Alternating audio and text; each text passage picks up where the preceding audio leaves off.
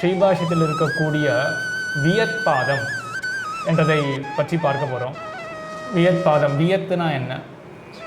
அப்புறம் ஏன் பகவான் வந்துட்டு இந்த ஜெகத்தை படைக்கணும்? பிரம்மம் தான் ஜெகத் காரணமா? வைதிக சித்தாந்தத்துக்கு எந்த ஒரு குறையும் கிடையாது. காரணத்தை கொஷின் பண்ணலாம், காரியத்தையும் கொஷின் பண்ணலாம். அதாவது பிரம்மமானது மொத்த ஜகத்தையும் படைக்கிறது.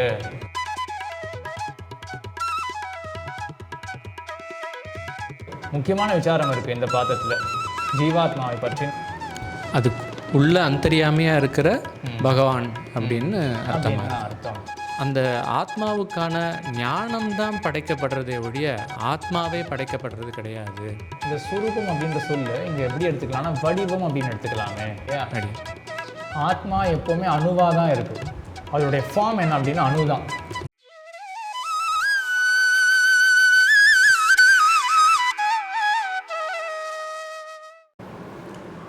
ஸ்ரீமதே ராமானுஜாய நமஹா.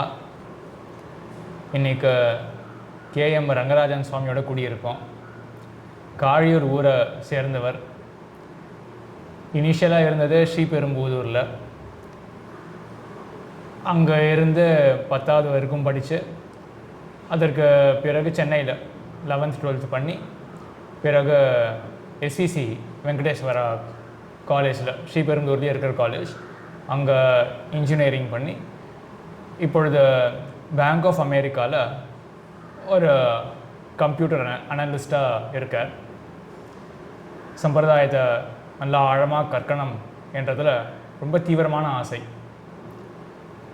ஸ்ரீபெரும்புதூரில் இருந்து கொண்டு பூர்வீகம் காழியூர் தான், ஆனாலும் ஸ்ரீபெரும்புதூர் சம்பந்தம் இருக்குது, அங்கே அகமும் இருக்குது ஸ்ரீபெரும்புதூரில். ஆகையினால் எம்பெருமானாருக்கு ஒரு நல்ல கைங்கரியம் பண்ணுற ஒரு வாய்ப்பை தனக்காக ஏற்படுத்தி கொண்டிருக்கார். எம்பெருமானாருக்கு பண்ணுற சிறந்த கைங்கரியம் எம்பெருமானார் சாதித்த ஸ்ரீபாஷ்யத்தை கற்றுண்டு அதற்கு பிறகு சம்பிரதாயத்தில் இருக்கக்கூடிய ரகசியத்திரை அர்த்தங்கள், அதற்கு ஸ்ரீபாஷ்ய அர்த்த ஞானமானது வேண்டியதாக இருக்குது.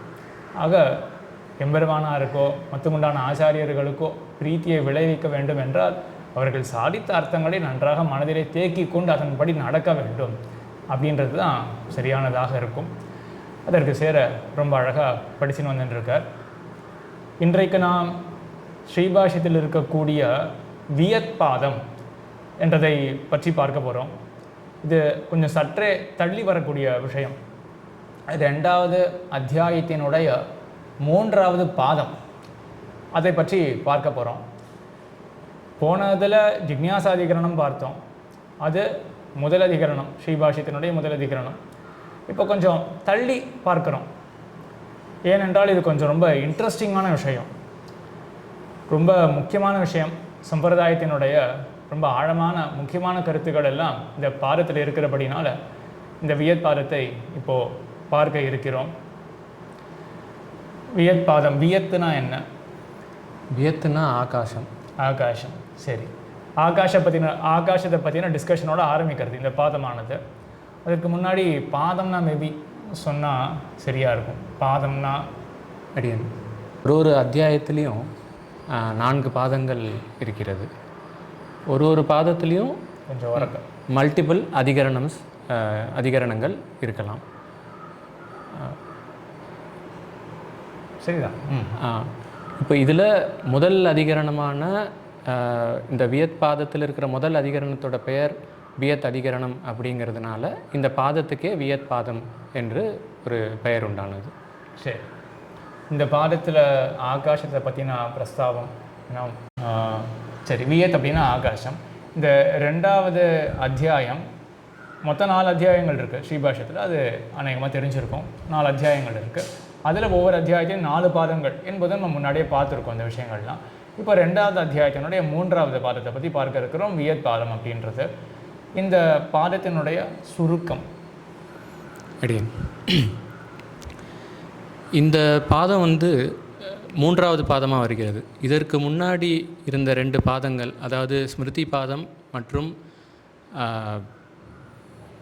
தர்க்கபாதம், இது 2த்துலேயும் காரண விஷயமான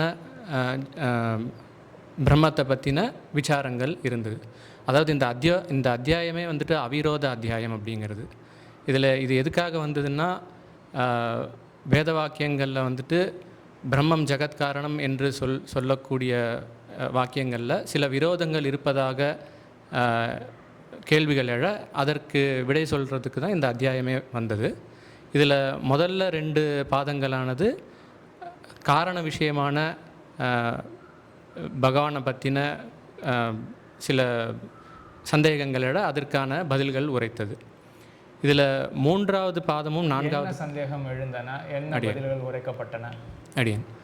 இதில் இப்போ ஸ்மிருதி பாதத்தில் முதல் பாதமான ஸ்மிருதி பாதத்தில் பகவான் இந்த ஜகத்தை படைக்கிறதுக்கு ஒரு பர்பஸ் இருக்கா அப்படிங்கிற மாதிரி கேள்விகள் எழ அதற்கான விடைகளை வந்துட்டு முதல் பாதமான ஸ்மிருதி பாதத்தில் சாதிச்சிருப்பார்.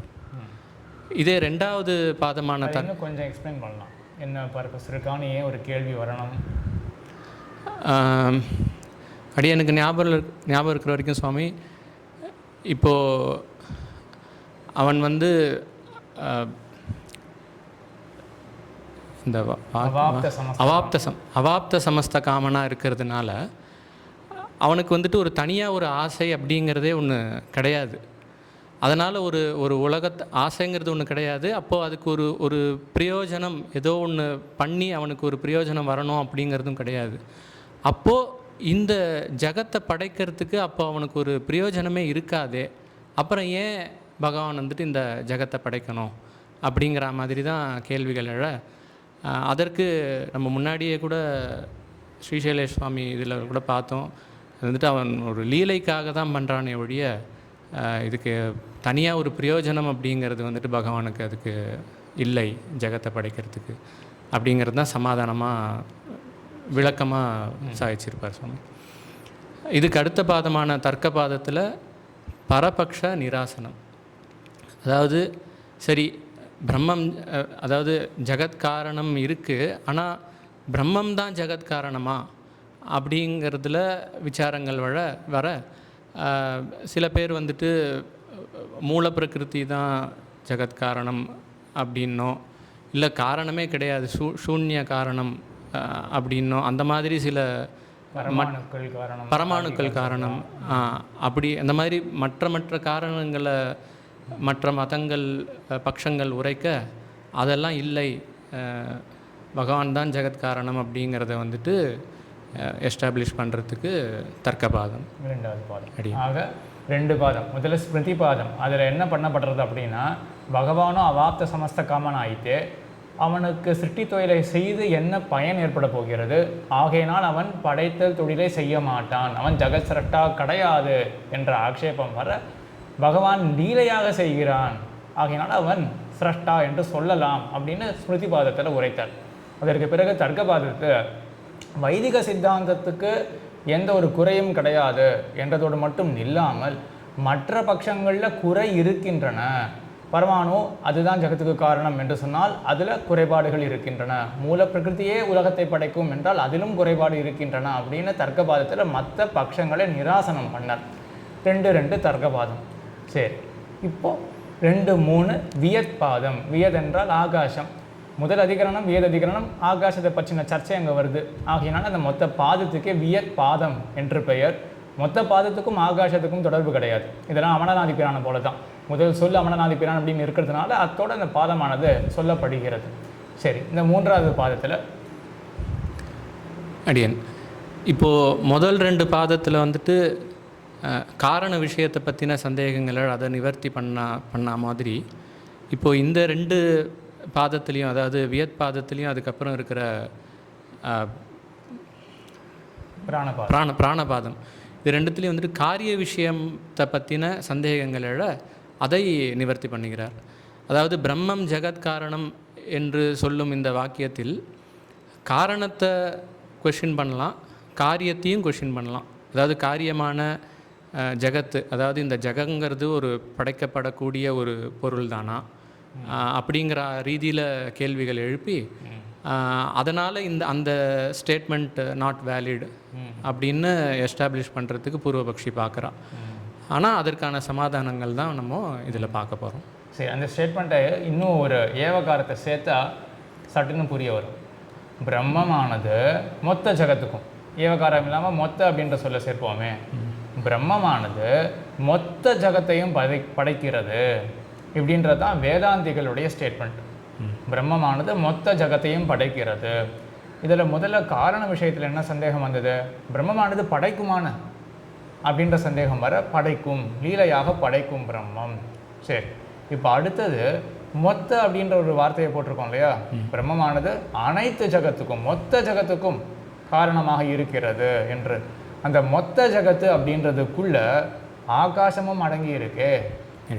ஆகாசமானது படைக்கப்படக்கூடிய வஸ்துவான அப்படின்னு இப்போ காரிய விஷயத்துல கேள்வி. ஆக இந்த ஒரே சென்டென்ஸில் தான் இந்த மொத்த அத்தியாயம், 2வது அத்தியாயத்தில் இந்த ஒரே சென்டென்ஸில் தான் நோக்கு. பிரம்மமானது மொத்த ஜகத்தையும் படைக்கிறது என்றதில் பிரம்மமானது படைக்குமா அப்படின்ற கேள்வி வர, அதுக்கு அந்த ஆக்ஷேபத்துக்கு சமாதானம் சொல்லியாச்சு முன்னாடியே. இப்பொழுது மொத்த ஜகத்தையும் படைக்கிறது அப்படின்னா, மொத்த அப்படின்றதுக்குள்ள ஆகாசமும் அடக்கமாச்சு. ஆகாசமானது படைக்கப்படக்கூடிய பொருளான, யாருமே படைக்க முடியாது ஆகாசத்தை, அது நித்தியமாச்சு, அனாதியாச்சு அப்படின்னு, அது காரியமாக இருக்கிறதுக்கே அதுக்கு சம்பாவனை கிடையாதுன்னு ஒரு ஆக்ஷேபம். அதுதான் இங்கே பாடத்தினுடைய தொடக்கத்தில் பண்ணுறார். ஆகாசத்துக்கு ஏன் அந்த மாதிரி ஆக்ஷேபம் வருது? அது படைக்கவே முடியாது, படைக்கப்பட பொருள் கிடையாது என்று. அது பூர்வபக்ஷி என்ன சாதிக்கிறாருன்னா, ஒரு படைக்கப்படும் பொருள் அப்படின்னா அதுக்கு சில பாகங்கள் இருக்கணுமே. சில பாகங்கள் இப்போ உடம்புனா கை கால்கள் எல்லாம் இருக்குது, அந்த மாதிரி பாகங்கள் இருக்குன்ற இல்லையா?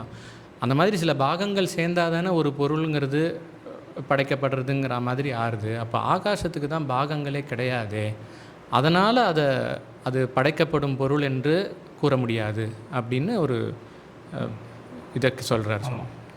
அவயவங்கள் உறுப்புகளே கிடையாது. ஆகாசத்தை பார்த்தா கண்ணு திறந்தாலே நம்மளுடைய சம்பிரதாயத்தில், ராமானுஜ சித்தாந்தத்தில் ஆகாசம் அப்படின்றது பிரத்யக்ஷத்துக்கு விஷயம். கண்ணை திறந்தாலே ஆகாசம் அப்படின்றது தெரியறது என்று தான் நம்மளுடைய சித்தாந்தம். நம்ம பார்க்குறோம், ஆகாசம் தெரியறது என்று தான் கொள்ளணும். உறுப்புகள் இருக்குது அப்படின்னு சொல்ல முடியலையே. அதில் அவயவங்கள் எதுவுமே கிடையாது ஆகாசத்தில். படைக்கப்படக்கூடிய பொருள் அப்படின்றதுனால எப்படி இருக்குது? பல அவயவங்கள் சேர்ந்து படைக்கப்படுகிறது அப்படின்னு தான் நம்ம லோகத்தில் பார்க்குறோம். ஆகாசத்துக்கும் அவயவங்கள், உறுப்புகள் கிடையாது. அப்போ அது படைக்கப்பட்ட பொருள் என்றே சொல்ல முடியாது. அப்போ அப்படிப்பட்ட ஆகாசத்துக்கு பிரம்மமானது எப்படி காரணமாக இருக்க முடியும்? அப்போ மொத்த ஜகத்துக்கும் பிரம்மம் காரணம் என்றது தகாதே அப்படின்னு தான் இங்கே ஆக்ஷேபம். சரி, பதில் என்ன?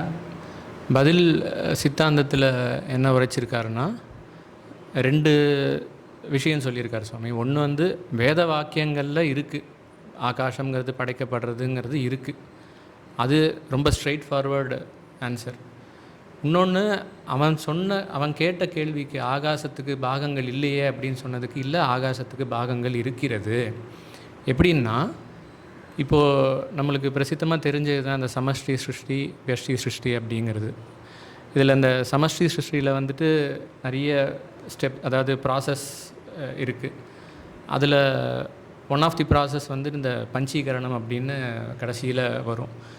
அதில் என்னென்னா, இந்த பஞ்சபூதங்கள் இருக்கு இல்லையா, ஆகாசம், வாயு, தேஜஸ், அப்பு, பிருத்திவி, இந்த பஞ்சபூதங்கள் இருந்தாலும் இதை ஒரு புலன்களுக்கு விஷயமாகிறதுக்கு பஞ்சீகரணம்ங்கிற ஒரு விஷயம் நடக்கிறது. அதில் என்னென்னா, ஒரு பூதத்தையும் 2 பகுதியாக்கி, ஒரு பகுதியை அப்படியே வைத்துக்கொண்டு இன்னொரு பகுதியை 4 பாகங்களாக்கி, அந்த ஒரு பாகத்தையும் மற்ற 4 பூதங்களோடு கலப்பது. இப்படி பண்ணுறச்சே அப்போ ஆகாசத்துலேயும் மற்ற 4 பூதங்களோட பாகங்கள் இருக்குது அப்படிங்கிறது ஆயிடுறது. அப்படி ஒரு விஷயம் நடக்கிறதுனால தான் நம்மளோட புலன்கள் கிரகிக்கிற அளவுக்கு அந்த பூதங்கள் உருமாறுறது. அப்படி சொல்லலாம்னு நினைக்கிறேன். பார்க்கும் பொழுது எந்த ஒரு சிருஷ்டியும் பண்ண முடியாது.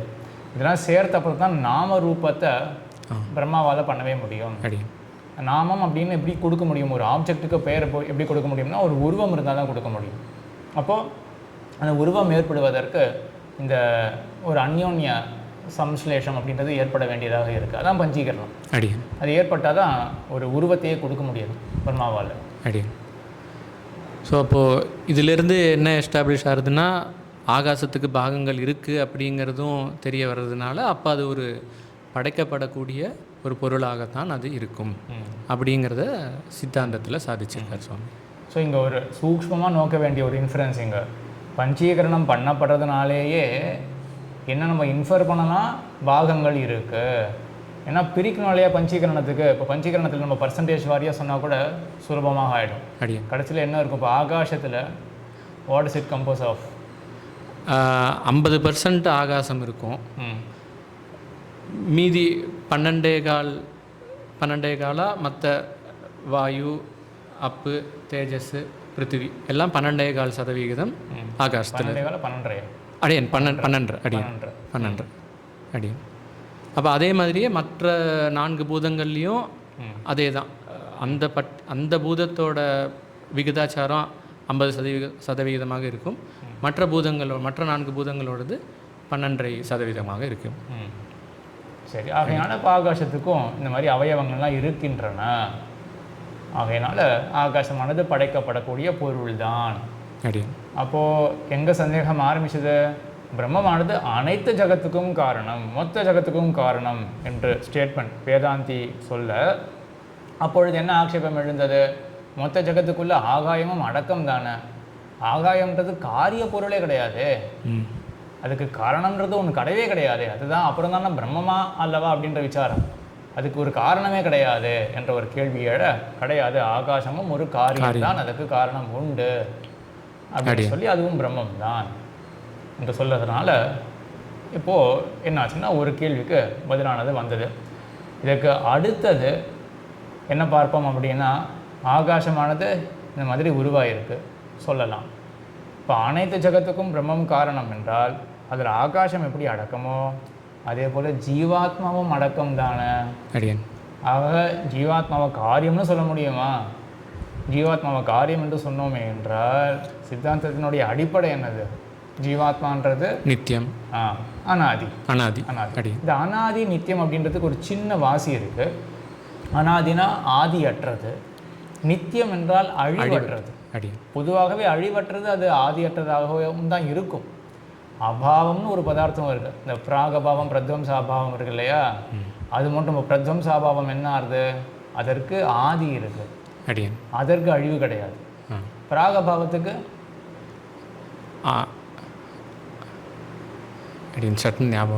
ஆதி கிடையாது பிராகபாவத்துக்கு, ஆனால் அதுக்கு அழிவு இருக்குது. பிராகபாவம் எப்போ அழியும்?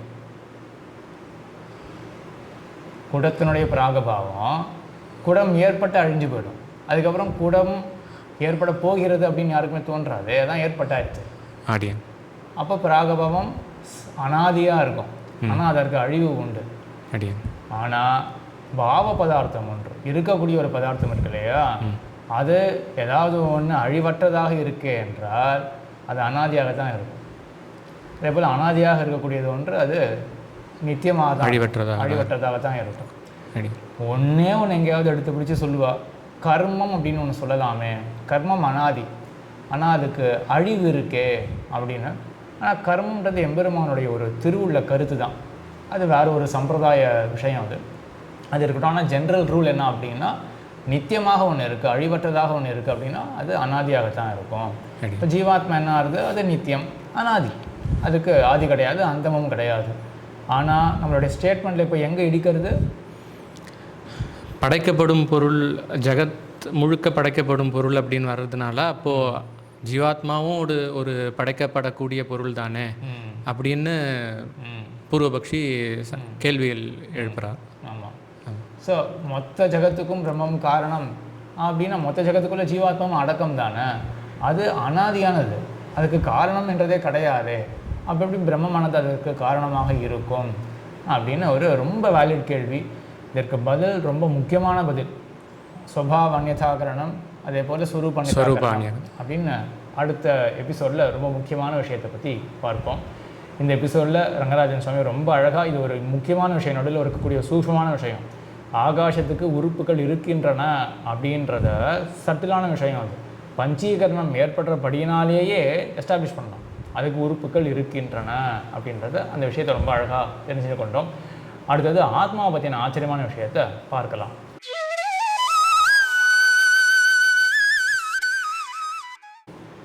போன எபிசோடில் வியததிகரணம் வியத் பாதம் அதனுடைய முதல் அதிகரணம். வியத் பாதம் என்றது 2வது அத்தியாயத்தினுடைய 3வது பாதம். அதனுடைய முதல் அதிகரணத்தை பற்றி பார்த்தோம். ஆகாசமானதும் படைக்கப்படக்கூடிய பொருள்தான் என்று எம்பெருமானார் ஸ்தாபித்ததை பார்த்தோம். அதற்கு பிறகு முக்கியமான விசாரம் இருக்குது இந்த பாதத்தில். ஜீவாத்மாவை பற்றின அநேகமான முக்கியமான விசாரங்கள்லாம் இருக்கின்றன. அதற்கு முன்னாடி ஒரு சின்ன அதிகரணம் இருக்குது, தேஜோ அதிகரணம் என்று. அதனுடைய விஷயத்தை சற்றே சுருக்கமாக இப்போ பார்க்கலாம். 2வது அதிகரணம் தேஜோ அதிகரணம். தேஜோ அதிகரணம். இதில் பூர்வபக்ஷி என்ன சொல்கிறாருன்னா,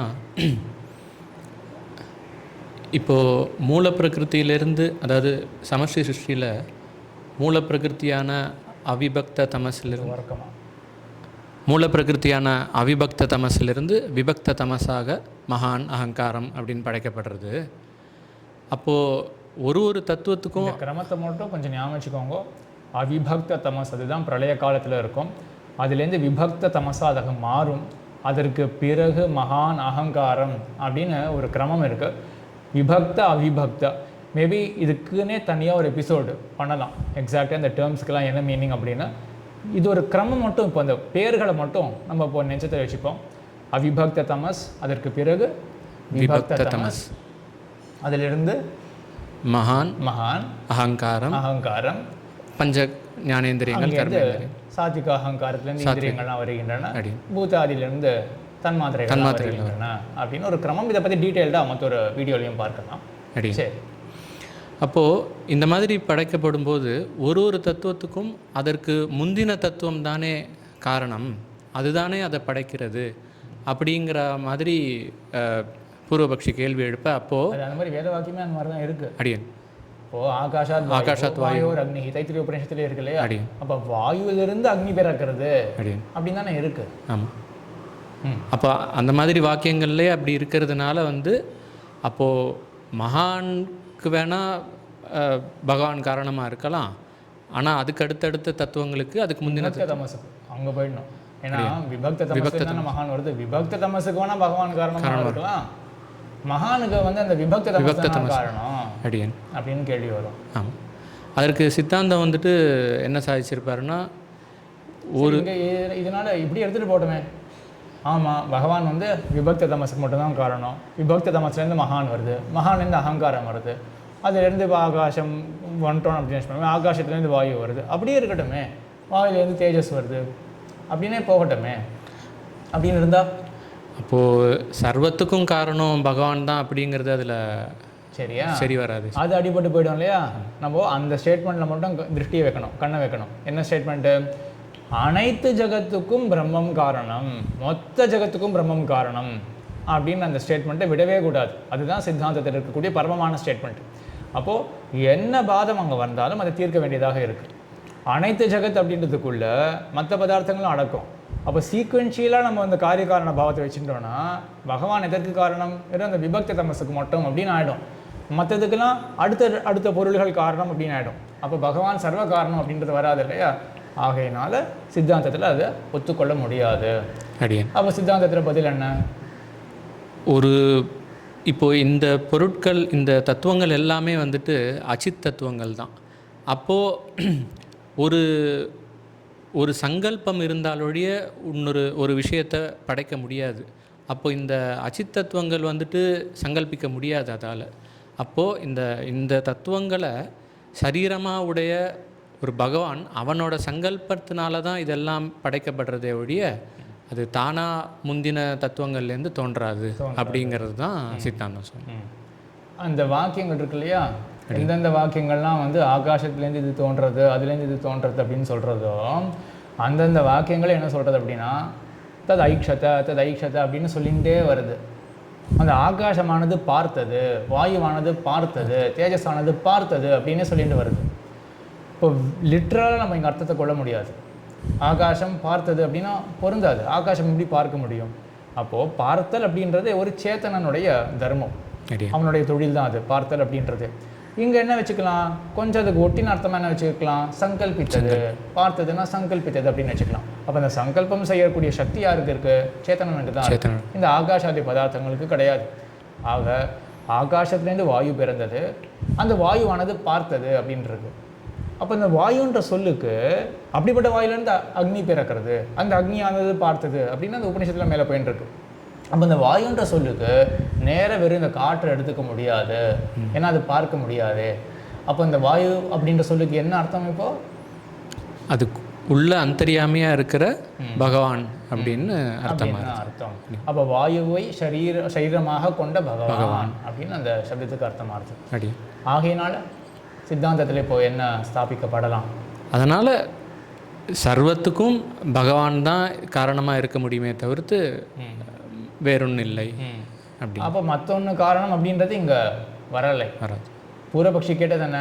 வாயுவிலிருந்து தேஜஸ் உண்டாருது, தேஜஸிலிருந்து ஜலம் உண்டாருது அப்படின்னு நேர அந்தந்த தத்துவங்கள் தான் காரணமாக தெரிகிறது என்று பூர்வபக்ஷியோட கேள்வியாக இருந்தது. தேஜஸ் அப்படின்ற சொல்லுக்கு என்ன அர்த்தம்? தேஜஸை சரீரமாக கொண்ட பரமாத்மா. அப்போ இந்த வேத வாக்கியத்துக்கு என்ன அர்த்தம்? தேஜஸை சரீரமாக கொண்ட பரமாத்மா இடத்தில் இருந்து ஜலமானது தோன்றிற்று. இப்போ பரமாத்மா தானே காரணம். அப்போ அனைத்து ஜகத்துக்கும் பரமாத்மா காரணம் என்றதுல எந்த பங்கமும் கிடையாது அப்படின்றது இந்த தேஜோதிகரணத்தில் சொன்னார். இதுக்கு அடுத்தது தான் ஆத்மாதிகரணம், மிக முக்கியமான அதிகரணம். அடுத்தது ஆத்மாதிகரணம். சரி, இப்போது இதில் பூர்வபக்ஷம் என்னென்னா, அப்போது இந்த மாதிரி இந்த தத்துவங்கள் எல்லாமே படைக்கப்படுறது அப்படின்னா அப்போது ஆத்மாங்கிற தத்துவமும் படைக்கப்படுவது தானே அப்படிங்கிற கேள்வியை தான் பூர்வபக்ஷி எழுப்புகிறார். ஆனால் அது நம்ம முந்தையே பார்த்த மாதிரி ஆத்மாங்கிறது அனாதி நித்தியமும் கூட. அதனால் இந்த ஸ்டேட்மெண்ட் சரி கிடையாது. அப்போது அதை நிராகரிக்கிறதுக்கு தான் சித்தாந்தத்தில் சுவாமி சாதிச்சிருப்பார். அப்படி இப்போது ஆத்மா நித்தியம் அப்படின்னு பல இடங்களில் சொல்லியிருந்தாலும் சில இடங்களில் வேத வாக்கியங்களில் அது படைக்கப்படுகிறது அப்படிங்கிற பொருள்லையும் சொல்கிற மாதிரி இருக்குது. ஆனால் அதில் என்ன சொல்ல வராருன்னா, அந்த ஆத்மாவுக்கான ஞானம்தான் படைக்கப்படுறதே ஒழிய ஆத்மாவே படைக்கப்படுறது கிடையாது. அப்போ அதில் என்ன அதில் இன்னும் ஆழமாக சொல்லணுன்னா, சிருஷ்டி காலத்தில் ஞான விகாசமும் பிரளய காலத்தில் ஞான சங்கோச்சமும் ஆத்மாவுக்கு ஏற்படுகிறது. இதை மற்ற தத்துவங்களோடு ஒப்பிட்டு பார்க்கணும் அப்படின்னா, இப்போது ஒரு மண் குவியலை எடுத்துட்டோம் அப்படின்னா, இந்த மண் குவியல்லேருந்து ஒரு குடம் அப்படின்னு உருவாருதுன்னா அதோட ஸ்வரூபமே மாறுறது. இப்போ இதற்கு பெயர் ஸ்வரூப அந்யதா லக்ஷணமான காரியத்துவம். அந்த குடம்ங்கிறது ஸ்வரூப அந்யதா லக்ஷணமான காரியத்துவம் மாறுது. ஆனால் அந்த மாதிரி இல்லாமல் ஸ்வரூப அந்யதாத்வம் சொல்லும்பொழுது தொன்மை விட்டுட்டேன், நான் என்னுடைய தப்புன்னு நினைக்கிறேன். நான் தொன்மை சொல்லலையோ. ஸ்வரூப அந்யதாத்வம்ன்றது சரியான சொல்லா இருக்கும். ஸ்வரூப அந்யதாத்வ லக்ஷண காரியத்துவம் அப்படின்னு சொல்லலாம். சரி சார். ஸ்வரூபமே மாறுகிறது. சரி சார் அப்படின்னு சொல்லலாம். இது கொஞ்சம் சமமான விஷயம் நினைக்கிறேன். மறுபடியும் ஒரு தடவை சொல்லிவிடுவோம். மண் குவியல் இருக்குது. மண் குவியலானது என்ன பண்ணுறது? இப்போது ஏதோ ஒரு ப்ராசஸ்க்கு உள்ளாகி ஒரு குடமாக மாறுகிறது. அப்போது அதோட ஸ்வரூபம் வேறையாகவே மாறிடுறது. இந்த ஸ்வரூபம் அப்படின்ற சொல்லு இங்கே எப்படி எடுத்துக்கலாம்னா வடிவம் அப்படின்னு எடுத்துக்கலாமே. மண் குவியல் இருக்குது, பார்க்கும் பொழுது அது வேறு ஒரு ஷேப்பு, வேறு ஒரு ஃபார்மில் இருக்குது இல்லையா? இப்போ அதோடைய ஃபார்மே மாறுறது, அந்த ஸ்வரூபமே மாறுறது, வேறு விதமாக ஆறுது. அப்போ ஸ்வரூபமே அந்யதாவாக ஆறுது, வேறு விதமாக ஆறுது. இதுவும் ஒரு விதமான காரிய பொருள் தான். குடம்ன்றது இவ்விதமாக ஒரு காரியமாக குடமானது இருக்கிறது. ஸ்வரூப அந்யதாத்வ ரூப காரியத்துவம் அப்படின்னு சொல்லலாம். ஆனால் ஆத்மாங்கிறது அது ஒரு அணுஸ்வரூபம். அது என்றைக்குமே அது இருக்கக்கூடியது தான். அது பிரளய காலத்துலேயும் சரி, சிருஷ்டி காலத்துலேயும் சரி. அதற்கு அந்த ஞானம் அப்படிங்கிறது அந்த முன்னாடி சொன்ன மாதிரி சிருஷ்டி காலத்தில் அந்த ஞான விகாசம் ஏற்படுறது அப்படிங்கிறதுனால அதோட ஸ்வபாவம் தான் மாறுறது. அதற்கு முன்னாடி ஞானம் இல்லாமல் இருந்தது, இப்போது ஸ்வபாவம் மாறி அதுக்கு ஞானம் ஏற்பட்டிருக்கு. அப்போ அது ஸ்வபாவ அந்யதாத்வ லக்ஷண காரியத்துவம் அப்படிங்கிறது தான் இங்கே சித்தாந்தம் சுவாமி. சரியா? அடி ஆத்மா எப்போவுமே அணுவாக தான் இருக்குது. அதோடைய ஃபார்ம் என்ன அப்படின்னா அணு தான். அது ஒன்றும் விரிய போகிறது கிடையாது. சிருஷ்டி வந்தவாறே அது ஒன்றும் விரிய போகிறதுலாம் கிடையாது. இப்போ ஆகாஷ விஷயத்தை எடுத்துப்போமே. ஆகாஷ விஷயத்தில் எவ்விதமான காரியத்துவம்? ஸ்வரூப அந்நியதாத்வ காரியத்துவம். அவ்வளோதான். சரியா? அங்கே வந்து ஸ்வரூப அந்நியதாத்வம் தான் ஏற்பட்டிருக்கு. ஏன்? ஆகாசம்ன்ற தத்துவம் என்னது? அது மூல பிரகிருதி, அதுலேருந்து இந்த மகான் அப்படின்னு வந்துட்டு இருக்கும் பொழுது சப்த தன்மாத்திரை வந்தது. இப்போ சப்த தன்மாத்திரையில் ஒரு பாகம் அது இப்போ ஆகாசமாகவே மாறுறது. இதுக்கு என்ன ஒரு உதாரணம் இப்போ சொல்லலாம்னா, லோகத்தில் அந்த 118 எலிமெண்ட்ஸ்லாம் சொல்கிறா இல்லையா, அதுக்கே கூட ஸ்டேட் சேஞ்ச்லாம் இருக்கும் அப்படின்னு சொல்கிறாரு. லிக்விட் நைட்ரஜன், கேஷியஸ் நைட்ரஜன் அப்படிலாம் சொல்கிறா இல்லையா. ஒவ்வொரு எலிமெண்ட்டும் வெவ்வேறு ஸ்டேட்டில் இருக்கும் அப்படின்னா மேபி அங்கே அதை காட்டிலும் ஹீலியமே மாறுறது இல்லையா, ஹைட்ரஜனாக அதை மாறுது இல்லையா, நியூக்ளியர் ஃபியூஷன்லையோ நடக்கும் சன்னுடைய ப்ராசஸில். என்ன ஆகுது அங்கே? அதனால தானே அந்த எக்ஸ்ட்ரா எனர்ஜி ஏதோ வருது இல்லையா. ஒரு ஹெவி எலிமெண்ட் வந்து சின்னதாக ஏதோ ஒன்று அந்த மாதிரி ஒன்று இருக்கு இல்லையா. அப்போ என்ன ஆகுது? இதெல்லாம் வந்து ஒரு சொரூப அந்நியதாத்வம் ஆன ஒரு காரியத்துவம் போல் நம்ம புரிஞ்சுக்கலாம். ஒன்று மற்றொன்று அதனுடைய அந்த ஃபார்ம், அதனுடைய வடிவமே மாறுறது அந்த மாதிரி. இப்போ ஆகாஷ விஷயத்துலையும் கிட்டத்தட்ட அந்த மாதிரி தான். நம்ம கண்ணுக்கு தெரியாது அந்த சப்த தன்மாத்திரை அப்படின்றது ஒன்று தெரியாது கண்ணுக்கு. ஆனால் அது வந்து ஒரு மாதிரி மாறுறது. அந்த ஆப்ஜெக்டே இப்போ என்ன ஆகுதுன்னா அதுக்கு வேற ஒரு திரவியமாக ஆறுது. ஆகாசம் அப்படின்ற திரவியமாக ஆறுது. ஆத்மா அது அணுவாக தான் இருக்கும். அதுக்கு ஒன்றும் மாற்றம் இருக்க போகிறது கிடையாது. ஸோ அதனுடைய ஃபார்ம், வடிவம் அப்படியே தான் இருக்க போகிறது. சுரூபம் அப்படியே தான் இருக்க போகிறது. அதனுடைய ஆட்ரிபியூட் இருக்கு இல்லையா, அதனுடைய ஸ்வபாவம், அதனுடைய தன்மை, ஆத்மாவுடைய தன்மை எப்போ மாறுகிறது? இப்போ நம்ம தெரிஞ்சுட்டு இருக்கோம். சிருஷ்டி காலம் வந்தவாறு இப்போ நமக்கு ஞானம் இருக்குது. இதில் இருக்கக்கூடிய பொருள்கள், சுற்றி இருக்கக்கூடிய பொருள்கள் எல்லா பற்றியும் நம்ம தெரிஞ்சுட்டு இருக்கோம். ஆனால் பிரளய காலத்தில் இந்த ஞானம் நமக்கு இருக்காது. சிருஷ்டி காலம் வந்தவாறே நம்மளுடைய ஆட்ரிபியூட் மாறுறது. நம்மளுடைய இந்த ஞானத்துக்கு விகாசம் ஏற்படுறது. ஞானம் அந்த சுபாவம், ஆத்மாவுடைய சுபாவம் ஞானம் தான், ஆட்ரிபியூட் ஞானம் தான். அது மாறுகிறது என்று ஸ்வபாவ அந்நியதாத்வ ரூப காரியத்துவம், ஸ்வபாவ அந்நியதாத்வ லக்ஷண காரியத்துவம், லக்ஷணம் ரூபம் எல்லாமே ஒரே அர்த்தத்தில் தான் வரும். அப்படிப்பட்ட காரியத்துவம் ஆத்மாவுக்கு இருக்குது. ஆக இது டேர்ம்ஸும் முக்கியம், அதே போல் இந்த பிரமேயமும் முக்கியம். இங்கே ஸ்வபாவ அந்நியதாத்வம், ஸ்வரூப அந்நியதாத்வம் அப்படின்ற 2 டேர்ம்ஸ் முக்கியம். அதனுடைய அர்த்தமும் ரொம்ப முக்கியம். வடிவமே மாறுறது ஆகாஷாதி விஷயங்கள்ல, ஸ்வபாவம் மாறுகிறது ஆத்ம விஷயத்தில்.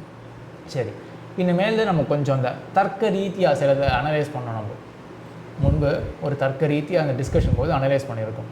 நான் ஸ்மரணம் பண்ணுறேன், ஞாபகப்படுத்துகிறேன். என்னென்னா இப்போ நம்மளுடைய ஸ்டேட்மெண்ட்டுக்கு இப்போது விரோதம் வந்திருக்கு. அந்த விரோதத்தை போக்க வேண்டும். என்ன ஸ்டேட்மெண்ட்டு? பிரம்மமானது அனைத்து ஜகத்துக்கும் காரணம் அப்படின்றதில் அனைத்து ஜகத்துக்குள்ள ஆத்மாவும் அடக்கம். அப்போ ஆத்மாவானது காரியம் அப்படின்றத ஆயிடுறது. அது நிச்சயம் பண்ண வேண்டியதாக ஆயிடுறது. அதை வச்சுட்டு பூர்வபக்ஷி என்ன சொன்னான்? அதுவும் ஒரு காரியம் தான், காரியம் தான், ஆகாசத்தை போலவே அதுவும் ஒரு காரியம் தான் அப்படின்னு முடிவு பண்ணிட்டாங்க. அப்போ சித்தாந்தம் வருது, ஆகாசத்தை போல காரியம் கிடையாது அப்படின்னு. இப்போது பூர்வபக்ஷி சொன்னதில் நம்ம சில மாடிஃபிகேஷன் மட்டும் பண்ணுறோம். பூர்வபக்ஷி சொன்னது என்னது? பிரம்மம் அனைத்துக்கும் காரணம்னு சொல்லப்பட்டிருக்கிறதுனால அனைத்து பொருள்களுக்குள்ள ஆத்மாவும் அடக்கம். அப்போ ஆத்மாவும் காரியம்தான், ஆத்மா காரியம்தான். இதை நம்ம மறுக்கவே முடியாது. இப்போ அனைத்து ஜகத்துக்கும் பிரம்மம் காரணம் அப்படின்னு சொல்ல வேண்டி இருக்க ஆத்மா காரியம்தான் என்றதை மறுக்க முடியாது. ஆனால் நம்ம ஏதோ ஒரு மாடிஃபிகேஷன் பண்ணியிருக்கோம். ஆத்மா காரியம் தான் அப்படின்னு சொல்கிறதுல வந்து ஒரு மாடிஃபிகேஷன் பண்ணி சரி அப்படின்னு சொல்லிட்டோம். ஆமாம், அதுதான் நம்ம அந்த குவாலிஃபைடு ஒரு இது கொடுக்குறோம் நம்ம அதுக்கு. அதாவது ஆமாம் அது காரியம்தான், ஆனால் அது வந்துட்டு ஸ்வரூபமான காரியம் இல்லை, அது அதனோட ஸ்வபாவம்தான் மாறுறது. அப்போது அதுவுமே ஒரு காரியம்தான். அந்த ஸ்வபாவம் மாறுறது அப்படிங்கிறதும் ஒரு காரியம்தான். அதனால் காரியம் அப்படிங்கிறத யாரும் டினை பண்ணல, ஆனால் அதோட ஸ்வபாவம் தான் மாறுறது. அன்லைக் ஆகாஷம் அப்படின்னு இருக்கிறதுனால இப்போ இந்த ஸ்டேட்மெண்ட்டை நம்ம சற்றே மாடிஃபை பண்ணதுனால பிரம்மமானது அனைத்து ஜகத்துக்கும் காரணம் அப்படின்றதுக்கும் எந்த பகமும் வரல. ஆத்மா காரியம் அப்படின்னு அதனால டிரைவ் ஆச்சு இல்லையா. அதற்கும் பங்கம் வராதபடிக்க பார்த்துட்டோம். ஆத்மா ஸ்வபாவ அந்நியதாத்து ரூப காரியமாக, ஸ்வபாவ அந்நியதாவாக மாறுகிற ஒரு காரியமாக, ஸ்வபாவம் அந்நியதாவாக அடைகிற ஒரு காரியமாக ஆத்மாவானது இருக்கிறது அப்படின்னு சொல்கிறதுனால நம்ம அந்த ஸ்டேட்மெண்ட்டுக்கு அந்த பங்கத்தையும் நம்ம விளைக்கலை என்றைப்படி ஆத்மாவை பற்றின விசாரம். இது வரையிலும் நேர ஒரு சங்கதி இருக்குது, இந்த பாதத்தில் நேர சங்கதி இருக்குது. இதற்கு மேலே ரொம்ப இன்ட்ரெஸ்டிங் டேர்ன் ஒன்று போக போகிறது பாதத்தில். என்ன டேர்ன்? அடியன் இப்போ நம்ம ஆத்மா மற்றும் ஞானத்தை பற்றி பேசினதுனால அடுத்த அதிகரணத்தில் வந்தது ஞா அதிகரணம் அப்படிங்கிறது. அதில் ஆத்மாவுக்கும் ஞானத்துக்குமான தொடர்பு என்ன அப்படிங்கிறத பற்றின விசாரம் கண்டினியூ பண்ணலாம். அடியன் இப்போது 2 விதமான பார்வைகள் இருக்கிறது பூர்வபக்ஷி சொல்கிறதுலையே. ஒன்று, ஆத்மா அப்படிங்கிறதே வந்துட்டு ஒரு ஸ்வயம் பிரகாச தத்துவம். அதாவது ஆத்மா அப்படின்னாலே அது ஞானம்தான், ஞானம் தனி ஆத்மா அப்படி இல்லை, ஆத்மானாலே ஞானம்தான் அப்படின்னு அது சுவாமி கூட சாதிச்சது. அது அத்வைதிகளோட ஒரு இதுவாக இருக்கலாம் அப்படின்ற மாதிரி. இதே நையாயிக்கர்கள் என்ன சொல்கிறான்னா, இல்லை ஆத்மாங்கிறது ஒரு கல்லை போல் இருக்கும், அதுக்கு ஞானம் சேர்றது கூடுகிறது. அதாவது ஆகந்துக்க சைத்தன்யம். ஆகந்துக்கன்னா சேர்றது, சைத்தன்யம்னா ஞானம். அப்போது இந்த ரெண்டு விதமான பார்வைகள் பூர்வபக்ஷி முன்வைக்கிறார். அப்போ இந்த ரெண்டுத்துக்கும் சேர்த்து ஒரு சமாதானம் நம்ம சித்தாந்தத்தில் சாதிக்க வேண்டியிருக்கு. ரொம்ப ஆழமான விஷயம், ரொம்ப அழகாக எடுத்து சொல்லியிருக்கார். மறுபடியும் சொன்னால் தான் எல்லாம் இந்த ஃபுல்லத்தையும் கிராஸ் பண்ண முடியும், இந்த டீப்பான கான்செப்டை. ஆத்மாவுக்கும் ஞானத்துக்கும் இருக்கக்கூடிய சம்பந்தத்தை பற்றி இந்த ஞாதிகரணம் ஆனது விசாரிக்கிறது. இதில் ஒரு பட்சம் என்ன அப்படின்னா, ஆத்மாவானது அதுவே ஞானமாக இருக்கு, ஆத்மாவே ஞானம், ஸ்வயம் பிரகாசமாக ஆத்மாவே இருக்கிறது என்று. இப்போ ஞானம் அப்படின்னு சொன்னால் எப்படி புரிய வைக்கலாம்? ஞானம் அப்படின்னு சொல்கிறது ஸ்வயம், அதாவது விவகாரத்துக்கு காரணம் ஞானம் என்று இதை நம்ம தர்க்க பாடத்திலலாம் கூட பார்த்துருக்கோம். தர்க்க பாதம் இல்லை, தர்க்க பாடத்தில் இதெல்லாம் பார்த்துருக்கோம். விவகாரத்துக்கு காரணமாக இருக்கக்கூடியது ஞானம். எதில் குடம் இருக்குது அப்படின்னு சொல்கிறோமா, எப்போ சொல்ல முடியும்? அந்த ஞானம் இருந்தால் தான் சொல்ல முடியும் எதில் குடம் இருக்குது என்று சொல்கிறதோ, இல்லாட்டி அந்த குடத்தை கொண்டு ஜலத்தை கொண்டு வருதோ, இதெல்லாம் எப்போ சம்பவிக்கும், எப்போ நடக்கும் அப்படின்னா விஷயம் தெரிஞ்சால் தான், ஞானம் பெற்றால் தான் நடக்கும் இல்லையா? அப்போ எல்லா விவகாரத்துக்கும் காரணமாக இருக்கக்கூடியதான் ஞானம். அப்போ நமக்கு ஒரு பிரகாசம் தெரியுது, அங்கே குடம் இருக்குது அப்படின்றது ஒரு பிரகாசம் இருக்கு இல்லையா, அதை தான் ஞானம் அப்படின்னு சொல்லுவார்கள். இப்போது ஆத்மாவே ஞானம் அப்படின்னும் பொழுது, அப்போ இந்த ஆத்மாவுடைய அந்த எக்ஸிஸ்டன்ஸ் இருக்கு இல்லையா, அது தெரிய வந்துட்டே இருக்குது, ஸ்வயம் பிரகாசமாக இருக்குது, ஆத்மான்றது ஸ்வயம் பிரகாசமாக இருக்குது அப்படின்றதுக்கு மேற்பட இதை ஏதாவது தோன்றதா? இதை எக்ஸ்பிளைன் பண்ணுறதுக்கு ஸ்வயம் பிரகாசமாக ஆத்மா இருக்கும், ஒளிவிட்டு கொண்டே இருக்கும் ஆத்மா, அந்த எக்ஸிஸ்டன்ஸ் ஆனது தோற்றிக்கொண்டே இருக்கும். அதை தனக்கு ஆத்மாவை தன்னை ரியலைஸ் பண்ணுறதுக்கு ஒரு தனி ஞானம்ங்கிறது வேண்டாம், அது தன்னைத்தானே அறிந்து கொள்ளணும். அதாவது நான் இருக்கேன் அப்படிங்கிறத ஒரு ஞானத்தின் மூலமாக அறியணுங்கிறது இல்லை, அதுவே நான் இருக்கேன் அப்படிங்கிறத ஆத்மா அதுவே அறிஞ்சிக்கும், அதுக்கு ஒரு தனி ஞானம் தேவையில்லை அப்படிங்கிறது. இதில் கூட இந்த தர்மிக் ஞானம் அப்படின்றது வரும். இதில் கூட நம்ம சம்பிரதாயத்தை இருந்து கொண்டு தான் இந்த மாதிரிலாம் பதில் சொல்ல முடியும். ஏன்னா அத்வைத்த பட்சத்தில் என்ன ஆகுனா, அந்த ஸ்வயம் பிரகாசமான ஞானத்தை வெறும் ஒளி மாதிரி கற்பனை பண்ணிக்கிறாங்க, வேறு ஒன்றும் பண்ண முடியாது. அது ஒரு ஒளி மாதிரி கற்பனை பண்ணிட்டு அதில் வேறு எந்த விசேஷத்தையும் சேர்க்க முடியாது. நான் அப்படின்ற ஒரு விசேஷத்தை கூட அங்கே சேர்க்க முடியாது, வெறும் ஒரு ஒளி மாதிரி இமேஜின் பண்ணணும். அப்போ ஆத்மா என்ன அப்படின்னா ஸ்வயம் பிரகாசமாக இருக்கக்கூடிய வெறும் ஒளி, அவ்வளவுதான். இவ்வளவு தான் ஆத்மா அப்படின்னு இது ஒரு பட்சம், அத்வைத்த பட்சம் போல தான் இருக்கக்கூடிய ஒரு பட்சம் இது. ரெண்டாவது தார்க்கிக பட்சம் கொஞ்சம் சரிவாறு புரிஞ்சிக்கலாம் நம்ம. தார்க்கிக பட்சத்தை மறுபடியும் சொல்லணும். அதாவது ஆத்மாங்கிறது மற்ற ஜட பொருட்கள் மாதிரி ஞானம் இல்லாமல் இருக்கிறது, அதற்கு ஞானம்ங்கிறது சேர்றது, அதாவது சிருஷ்டி காலத்தில் ஞானம்ங்கிறது சேர்றது அப்படிங்கிறது நையாய் காலம் போது மட்டும் வேண்டாம். அடியன். சரி, சிருஷ்டி காலம் போதுன்னா சிருஷ்டி காலத்தில் கூட எல்லா நேரத்துலலாம் ஆத்மாவுக்கு ஞானம் கிடையாது தார்க்கிக பட்சத்தில். அடியன். கண்ணை திறந்து பார்க்குறோம் இல்லையா, அப்போ ஞானம் ஏற்படுறது ஆத்மாவுக்கு. தூங்கும்பொழுது ஒன்றும் கிடையாது. ஆத்மா சிருஷ்டி காலம் தானே தூங்குறதுன்றது, அப்போ ஆத்மாவுக்கு ஞானம் கிடையாது. அடியன். ஆக அந்த பிரமாணம் வேலை செய்யும் பொழுது, சப்த பிரமாணமோ இல்லாட்டி கண் அப்படின்னு பிரத்யக்ஷமோ அனுமானம் ஏதோ ஒரு பிரமாணம் வேலை செய்யும் பொழுது அப்போது ஞானம் ஆத்மாவுக்கு வரும், வந்து கூடுறது. அப்படி வந்து கூடுறதுன்றது தான். அடியன். அதுதான் நையாயிகர்கள் சொல்கிற பட்சம். சரியா? சரி. இப்போ பட்சத்தில் என்னென்னா ஆத்மாவானது ஜடம், ஜடப்பொருள். ஆத்மான்றது ஜடப்பொருள். இப்போ நம்ம சித்தாந்தத்தில் ஜடம் அப்படின்றது என்ன சொல்கிறோம் அப்படின்னா, இது பிரகாசிக்காதோ அதான் ஜடம் அப்படின்னு நம்ம சொல்கிறோம். இப்போ அதில் வந்து பிரகாசிக்காது ஆத்மா. இப்போ தூங்கும் பொழுது ஆத்மா இருக்குன்றது யாருக்குமே தெரியாது, தனக்கே தெரியாது ஆத்மா இருக்குது அப்படின்றதுலாம் தெரியாது. ஏன்னா இப்போ ஞானமே கிடையாது. ஞானம் வரணும் ஆத்மாவுக்கு. அதற்கு பிறகு இந்த ஞானம் எனக்கு ஏற்பட்டது அப்படின்னு தெரிஞ்சுக்கும் பொழுது தான் நான் அப்படின்றதே தோன்றும் தார்க்கிக மதத்தில். இது அந்த மாதிரி ஒரு மதம். மேபி எப்படி புரிஞ்சுக்கலான்னா, டியூப்லைட் இருக்கட்டும், டியூப்லைட்டுக்கு நம்ம பவர் கொடுத்தா அதுக்கு ஒளி வருது இல்லையா, அந்த மாதிரி யோசிச்சு பாருங்களேன். சுவிட்சை தட்டுற மாதிரி தான் கண்ணை திறக்கிறது. அது ஒரு பிரமாணம், பிரத்யக்ஷ பிரமாணம் வேலை செய்ய போகிறது. அது அந்த ஆப்ஜெக்டை போய் எட்டின பிறகு ஆத்மாவில் டிங்குன்னு பல்படி எரியிற மாதிரி ஒரு ஞானம் ஏற்படும். கண்ணை முடியாச்சுன்னா சுவிட்ச் ஆஃப் பண்ணுற மாதிரி தான். அது அப்படியே டியூப்லைட் ஜடமாக இருக்கிற மாதிரி ஆத்மாவும் ஜடமாக தான் இருக்கும், கல்லை போல் கட்டையை போல் இருக்கும், அவ்வளவுதான். தார்க்கிகால் பட்சத்தில் மோக்ஷம் இதை பற்றி பேசியிருப்போம்னு நினைக்கிறேன். தார்க்கிகாலுடைய பட்சத்தில் மோக்ஷன்றது இந்த தசை தான். பாஷான கல்பகா மோக்ஷா என்று கல்லை போல் இருக்கிறது தான் மோட்சமே. சுகமோ துக்கம் ஞானம் எதுவுமே கிடையாது.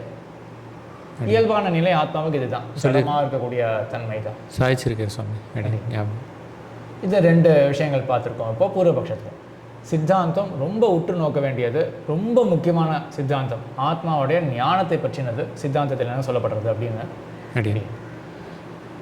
இப்போ சித்தாந்தத்தில் இந்த ஆல்ரெடி சாதித்த மாதிரி ஆத்மாவுக்கு வந்துட்டு ரெண்டு ஞானங்கள்னு சொல்லலாம். அதாவது அது தேவர் சரி பண்ணணும். தர்மிக் ஞானம்னு ஒன்று இருக்குது, தர்ம பூதக் ஞானம்னு ஒன்று இருக்குது. ஆத்மாவுக்கு வேண்டாம், ஆத்மாவே தர்மிக் ஞானம், ஆத்மாவே ஞானம் தான். அடியன். ஆத்மாவுக்கு ஞானமும் வரும். அடியன். ஆத்மானா என்னன்னா ஆத்மாவே ஞானம் தான். ஆத்மாவே ஞானம்தான் அப்படிங்கிறது தான் தர்மிக் ஞானம். தர்மிக் ஞானம் அந்த தனியாக அதை ஆத்மாங்கிறவரை ரியலைஸ் பண்ணுறதுக்கு ஒரு தனி ஞானம் வேண்டாம் அப்படிங்கிறது, அது தர்மிக் ஞானம். ஆனால் மற்ற இப்போது ஒரு ஆத்மாவை இன்னொரு ஜீவாத்மாவை தெரிஞ்சிக்கணும், இல்லை மற்ற ஜடப்பொருட்கள் எல்லாம் தெரிஞ்சிக்கணும் அப்படின்னா அது பெருமாள் தெரிஞ்சுக்கணும். அடியன். அதுக்கும் பரமாத்மாவை தெரிஞ்சுக்கணுன்னாலும் அதுக்கு தர்மபூத ஞானம் அப்படிங்கிறது அதுதான் அது கூட சேரறதுன்னு சொல்ல முடியாது. நையாயிகர்கள் சொல்கிற மாதிரி அது ஒரு சப்டியூடாக இருக்கும். நம்ம சிருஷ்டி காலத்தில் அதுதான் நம்ம முந்தின அதிகரணத்தில் பார்த்த மாதிரி அந்த ஞான விகாசம் ஏற்படுறதுன்னு பார்த்தோம் இல்லையா. அந்த ஞான விகாசம் ஏற்படும் போது தான் அந்த தர்மபூத ஞானம்ங்கிறது மிளறதுன்னு சொல்லலாம். ரொம்ப இம்பார்ட்டன்ட் பாயிண்ட் இது. நம்மளுடைய ராமானுஜ சித்தாந்தத்தில் இந்த தர்மபூத ஞானன்றது நித்தியம், அதுக்கு அழிவே கிடையாது. தூங்கும் பொழுது கூட இருக்கும் தர்மபூத ஞானமானது, ஆனால் அதுக்கு விஷயம் எதுவுமே கிடையாது.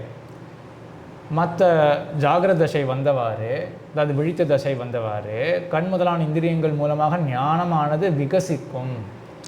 ஆக சப்டியூடாக இருக்கும். ரொம்ப முக்கியமான வார்த்தை அது. அது பாட்டு ஞானமானது அழிவே அழியாமல் எப்போவுமே இருக்கும். பிரளய காலத்து கூட அப்படி தான். ஞானமானது அழியாது, ஆத்மா அழியாது, ஆத்மாவுடைய ஞானமும் அழியாது, அது சங்குச்சிதமாக இருக்கும். ரொம்ப முக்கியமான அர்த்தம், நல்லா கூர்மையாக கவனிக்க வேண்டிய அர்த்தம் அது. அதனால் இப்போ அவள் சொன்ன ரெண்டுமே இதில் இந்த சித்தாந்தத்தில் சரி கட்ட முடியறது. அதாவது ஆத்மாங்கிறது ஸ்வயம் பிரகாசமும் கூட, ஆனால் அதை கொண்டு மற்ற தன்னை தெரிந்து கொள்ளலாமே ஒழிய மற்றதை தெரிந்து கொள்ள முடியாது. அதற்கு தர்மபூத ஞானம் அப்படிங்கிறதும் இருக்குது அப்படிங்கிறது தான் சொல்லியிருக்கேன் சுவாமி. அப்படி எனக்கு ஒரு சின்ன விஷயம் வேலுக்குடி சுவாமி உபன்யாசத்தில் கேட்டது கூட ஒன்று ஞாபகம் வருது. என்னென்னா, ஒரு வேடிக்கைக்காக சொல்லுவார், புரிய வைக்கிறதுக்காக. ஒருத்தருக்கு வந்துட்டு ஏதோ ஒரு விபத்து ஏற்பட்டு எல்லாமே மறந்துடுது, தம் பேர் மறந்துட்டான், ஊர் மறந்துட்டான், அப்பா அம்மா மறந்துட்டான்னா கூட கண்ணை வீழ்ச்சி நான் எங்கே இருக்கேன் அப்படின்னு கேட்பான் இல்லையா? அப்போது எப்படி எல்லாமே மறந்த பிறகும் நான் அப்படிங்கிறது எப்படி அவனுக்கு ஞாபகம் இருந்தது? அப்போ அதை தர்மிக் ஞானம்னு சொல்லலாம்ல சுவாமி? தாராளமாக நான் ஒழிச்சுட்டு இருக்கிறது தான் தர்மிக் ஞானம். இது மூர்ச்சா அவஸ்தா, ஒன்றுமே தெரியும், மற்ற விஷயங்கள் எதுவுமே தெரியல, அப்போ கூட நான் அப்படின்றது ஒழிச்சுட்டே இருக்குது. அந்த அவஸ்தை இருக்கட்டும், சுஷுப்தி அவஸ்தையில் கூட நான் அப்படின்றது ஒழிச்சுட்டே இருக்கும். எங்கேயாவது அவன் வாய் அசைகிறது, ஏதோ அவனுக்கு கான்ஷியஸ்னஸ் வேறு விதமாக இருக்குது, எதிரில் 4 பேர் இருக்கா அப்படின்றது கூட மேபி தெரியலாம், இந்த உடம்புன்னு ஒன்று இருக்குது அப்படின்றது கூட தெரியலாம் இந்த மூர்ச்சா அவஸ்தையில். அப்போ நான் யார், நீங்களாம் யாருன்னு கேட்கும்பொழுது நீங்கள் யார் அப்படின்றது தெரியாது. இப்போ நான் அப்படின்னு போது அநேகமாக அவன் தேகாத்மாவியானி தான் இருப்பான் அவன். அப்போ நான் அப்படின்னு மீன் பண்ணுறது சரீரம். ஸோ சரீரமாக அவனுக்கு தெரியறது, இந்த உடம்பை அவன் பார்க்குறான். ஸோ மற்ற விஷயங்கள் இவ்வளவும் தெரிஞ்சிருக்கு அவனுக்கு.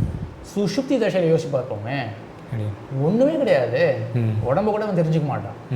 அப்படி இருக்கும் பொழுது கூட எம்பெருமானார் சித்தாந்தத்தில் சுஷுப்தி தசையிலும் கூட நான் அப்படின்ற அந்த கான்ஷியஸ்னஸ் ஆனது அது அனுவர்த்திச்சுட்டே இருக்கும், தொடர்ந்து கொண்டே இருக்கும், அது ஒழித்து கொண்டே இருக்கும் அப்படின்றது தான்.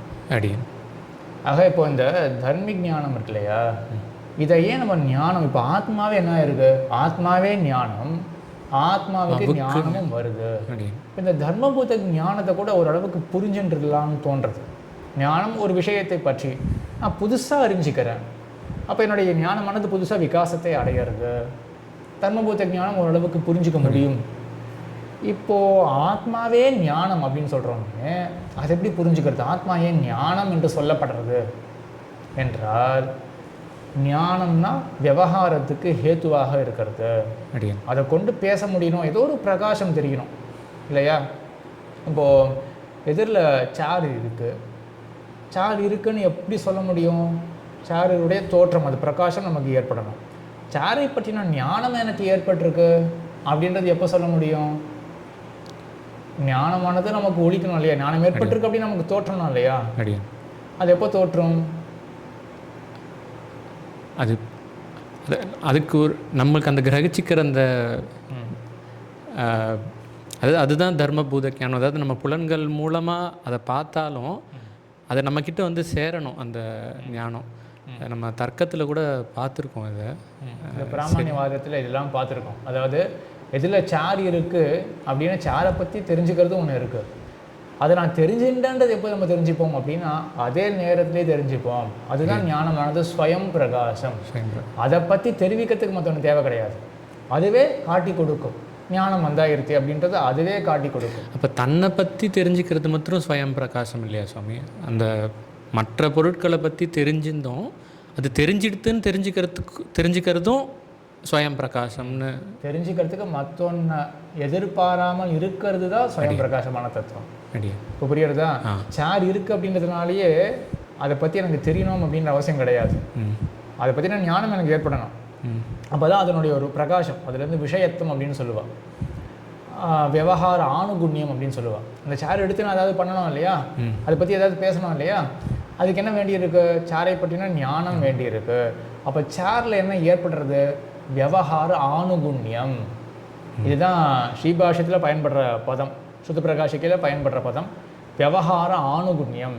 விவகாரத்துக்கு ஒத்ததாக இருத்தல். விவகாரம் அப்படின்னா பேச்சு வழக்குன்னு வச்சுப்போமே சுலபமாக.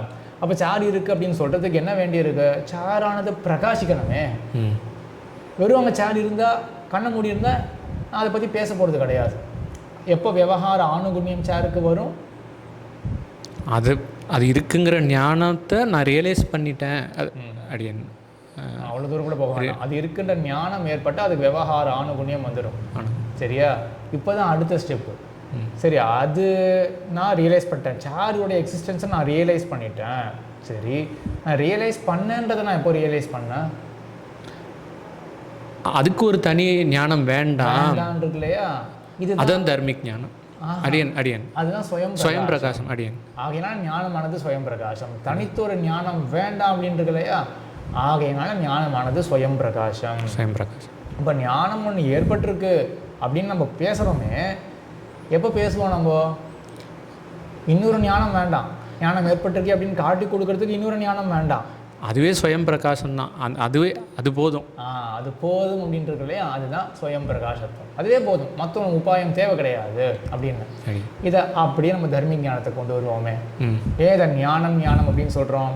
விவகார ஆணுகுண்யம், விவகரிக்கத்தக்க ஒரு யோகியத்தை ஏற்பட வேண்டும் இல்லையா. நான் அப்படின்னு இருக்கேன். அப்போ நான் சொல்கிறேன்னா, நான் சொல்கிறேன். இப்போ மூர்ச்சா தசையில் எழுந்த உடனே அந்த ஒரு மூர்ச்ச தசையில் பேச முடியாது. மேபி ஒரு கோமாலேருந்து எழுந்த பிறகுன்னு வச்சுப்போமே. அப்போ நான் அப்படின்னு சொல்கிறான் இல்லையா, நான் யார், அந்த எக்ஸாம்பிள் தான் நான் யார் அப்படின்றது. இப்போது அந்த நான் இவன் பேசினானே, அப்போ பேசுறதுக்கு இவனுக்கு என்ன அடிப்படையாக வேண்டி இருக்கு. அப்போ நான் இவனுக்கு ஒழிச்சிருக்கணுமே. அந்த ஒழிக்கிறதுக்கு என்ன, ஆத்மா இட்ஸ் டிக்கிங், எப்போவுமே இட்ஸ் க்ளோயிங். சரி, அதுக்கப்புறம் ஒரு ஞானம் வேணுமா? அது வேண்டாம். அப்போ இந்த விவகார ஆணுகுண்யம் நான் அப்படின்னு சொல்கிறதுக்கு இந்த தர்மிக் ஞானம் அதுவே போதும். அந்த கான்ஷியஸ்னஸ் இருக்கு இல்லையா, அதை பற்றி தனியாக ஒன்று தெரிஞ்சுக்கணும்னு அவசியம் கிடையாது. நான் அப்படின்னு ஒழிச்சுட்டே இருக்கும். என்ன இந்த கோமாலேருந்து வந்த அப்புறம் நான் யார் அப்படின்னு கேட்குறான். அவன் கேட்கறதுக்கு வாயெல்லாம் இருக்குது அப்படின்றதுனால கேட்குறான். தூங்கும் பொழுது கூட இதே ஸ்டேட்டு தான். அப்போவும் அந்த நான் அப்படின்றத ஒழிச்சுட்டே இருக்குன்றது தான் ராமானுஜ சித்தாந்தம் அப்படின்னு சொல்லி புரிஞ்சு. சரி, இதான் ஞானாதிகரணம். இது சில ரொம்ப கடினமான விஷயங்கள், சம்பிரதாயத்துக்கு ரொம்ப வேண்டிய விஷயங்கள், ரொம்ப இன்ட்ரெஸ்டிங்காகவும் இருந்திருக்கும். இந்த விவகார ஆணுகுண்யம் அப்படின்றது மேபி முதல் தடவை கேட்கும் பொழுது புரிஞ்சிருக்காது. 2-3 தடவை ப்ளே பண்ணி பாருங்க. ரொம்ப ஆழமான விஷயம். ரங்கராஜன் சுவாமி கடினமான விஷயங்களும் ரொம்ப அழகாக சொல்லின்னு வர்றார். இதை போலவே ஒரு இன்ஸ்பிரேஷனாக எடுத்துட்டு ஒரு ஒர்க்கிங் ப்ரொஃபஷனல் அவர் இந்த மாதிரி நல்ல ஆழமாக இந்த விஷயங்கள்லாம் கற்றுட்டு வர்றார் அப்படின்றத பார்த்து இது வாரத்துக்கு எவ்வளோ மணி நேரம் எஃபர்ட் போட வேண்டியிருக்கும் இந்த மாதிரி ஆழமாக படிக்கிறதுக்கு? அப்படியே ஒரு 2 மணி நேரம் 3 மணி நேரம் இருந்தால் அவ்வளோதானா? 2-3 மணி நேரமே இல்லை சாமி. இல்லை, தேவரீரோட வீடியோஸ் ஒரு 1 மணி நேரம் இருக்கும். அதுக்கப்புறம் தேவரீர் கூட அந்த டிஸ்கஷன் நம்ம பண்ணுவோம் இல்லையா, அதுலேயே நிறைய விஷயங்கள் அதில் கிரகிச்சிக்கிற மாதிரி இருக்கும். ஏன்னா ரொம்ப ஆழமாக இருக்கிறதுனால. ஆனால் டைம் ஸ்பெண்ட் பண்ணுறது தான் 2-3 மணி நேரம்னு சொன்னனே ஒழிய, இதை பற்றின கொஞ்சம் சிந்தனம் இருந்துகிட்டே இருக்கும். அந்த ஒரு வாரத்துக்கும் அடுத்த வாரத்துக்கும் நடுவில் அப்பப்போ அந்த மற்ற வேலைகள் இருக்கும்போதும் இது சிந்தனம் வந்ததுன்னா இதை பற்றின கொஞ்சம் யோசிச்சுட்டு இருந்தோம்னா அது ஒரு மாதிரியாக புரியும் சுவாமி.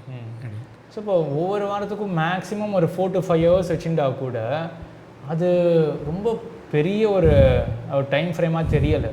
ஸோ ஈஸியாக எல்லோரும் அப்போ என்ன ஆவரேஜாக என்ன ஆகுது, 45 to 50 minutes per day அப்படின்னு ஆகுது. கண்டிப்பாக எல்லோரும் பண்ண முடியணும். மேற்கொண்டு ரங்கராஜன் சுவாமி இந்த மாதிரி ஆழமான தத்துவங்களை பற்றி over some period of time சில வருஷங்கள் கழித்து உபன்யாசங்களே பண்ண வரணும். கண்டிப்பாக பண்ண முடியும். சரியா? இந்த மாதிரி நல்ல விஷயங்கள்லாம் எடுத்து சொல்லி உபன்யாசங்கள் பண்ண நல்லா சித்தப்படுத்திக்கணும். இதே போல் பலரும் முன்வர வேண்டும். முக்கியமாக ஒரு விஷயம் சொல்லணும், பிரசித்தமான உபன்யாசக்காலாம் ரொம்ப அழகாக நிறைய பண்ணிட்டுருக்கா. உங்களுக்கு ஆப்பர்ச்சுனிட்டி இருந்தால் கண்டிப்பாக நான் ரொம்ப ஆழமாக விஷயங்கள்லாம் சொல்லிட்டு வரா. எப்படியாவது அவளை அண்டி இந்த மாதிரி ஆழமான விஷயங்கள் just 4 to 5 hours per week அதை ஸ்பெண்ட் பண்ணி அவகிட்டேருந்து ஆழமான விஷயங்களை கற்றுக்கோங்க.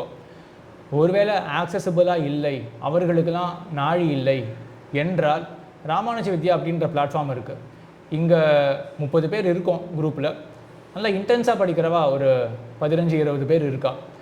ஸோ ஈஸியாக இன்னொரு 15-20 பேர் கூட நல்லா இன்டென்ஸாக படிக்கக்கூடியவர்கள், ஆசை உள்ளவர்கள் தாராளமாக சேரலாம். நல்ல ஒரு எல்லார்கிட்டையும் நல்லா டிஸ்கஸ் பண்ணி விஷயங்களை புகுத்த முடியும். ஸோ இந்த ஆசை தான் வேணும். ரிக்குவயர்மெண்ட்டும் ஒன்றும் பெருசாக கிடையாது. 4 to 5 hours per week அப்படின்றது ஒரு பெரிய ரிக்குவயர்மெண்ட்டே கிடையாது, ஒரு பெரிய கமிட்மெண்ட்டாகவே இருக்காது. ஆக ரங்கராஜன் சுவாமி போன்றவாளை இன்ஸ்பிரேஷனாக வைத்து நானும் இந்த மாதிரி படிக்க போகிறேன், எம்பெருமானாருக்கு கைங்கரியம் பண்ண போகிறேன் என்று ஒரு உறுதிப்பாட்டோடு பலரும் வர வேண்டும்.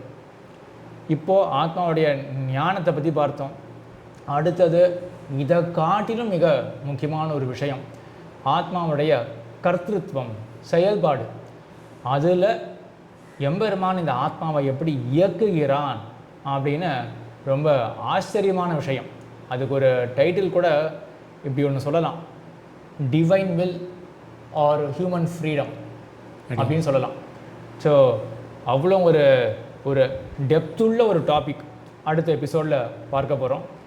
அனைவரும் அதை கண்டு நாமும் இந்த மாதிரி ஆழமாக கற்று பேச வேண்டும் அப்படின்ற எண்ணத்தோடு இப்படிப்பட்ட ஒரு கைங்கரியத்தை எம்பெருமானாருக்கு பண்ண வேண்டும் என்ற எண்ணத்தை வளர்த்து கொள்ள வேண்டும் என்று பிரார்த்தித்து அமைகிறோம். எம்பெருமானார் திரு ஸ்ரீமதே ராமானுஜாய நமः.